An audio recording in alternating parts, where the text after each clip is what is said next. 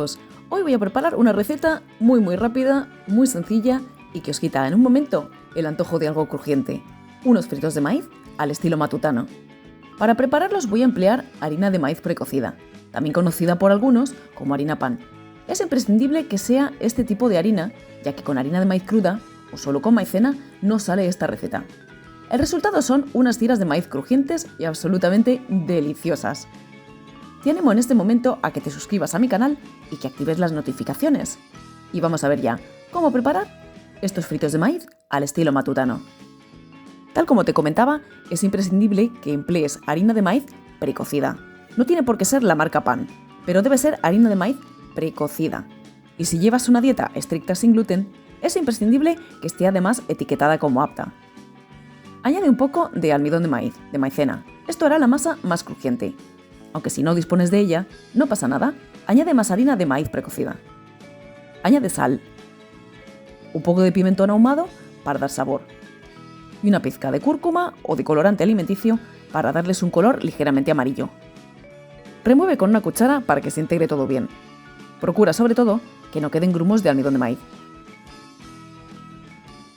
Ahora añade el agua, que debe estar fría para que la masa no sea pegajosa, y comienza a mezclar. Al comienzo parece que la mezcla es muy húmeda, pero tras pocos segundos verás que la harina comienza a absorber el agua.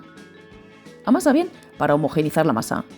Debes obtener una masa continua y sin grietas. Cuando la masa esté lista, fíjate el aspecto de esta, llega el momento de estirarla. Lo mejor es que lo hagas en porciones, ya que debes estirar la masa muy fina, y haciéndolo por partes es más fácil controlar el grosor. La mejor forma de estirar es entre dos trozos de film plástico, de papel de horno o con una bolsa de congelados cortada, y estira hasta que tengas una masa muy fina. De lo contrario, los fritos no llegarán a quedar crujientes. Ve estirando el film o la bolsa de vez en cuando porque tiende a formar pliegues.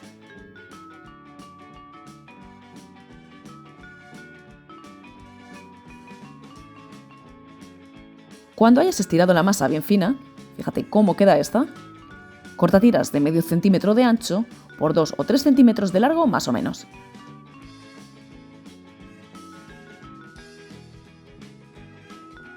Para ir ganando tiempo, puedes servirte de otra bolsa de congelados o de más papel de horno e ir estirando una segunda porción de masa.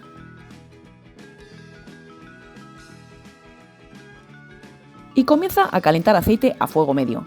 Yo voy a alternar entre las posiciones 5 y 6 de las 9 que tiene mi cocina. Es mejor que comiences a calentar el aceite cuando tengas los primeros fritos cortados, ya que el tiempo que reposan mientras que se calienta el aceite hace que queden con mejor textura. Cuando el aceite esté caliente, lo compruebas introduciendo un palito de madera y si este burbujea está listo, añade un primer frito. Si este burbujea y sube rápidamente a la superficie, añade los demás. Como ves, la masa es muy manejable y no se rompe pese a estirarla muy fina. Fríelos a fuego medio y remuévelos un par de veces para que se hagan bien por todas partes. No se van a dorar en exceso. ¿Cómo saber entonces cuándo hay que sacarlos? Cuando el aceite deja de burbujear. En ese momento, sácalos del aceite, escúrrelos y sácalos a un colador o a un plato cubierto con papel absorbente. Ve haciendo lo mismo con los demás.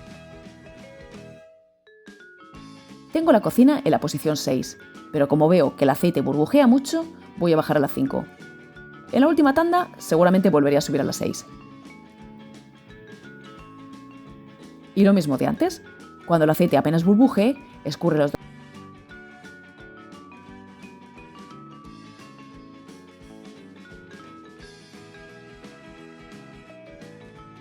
Si quieres, puedes espolvorear con una mezcla de sal, azúcar y pimentón.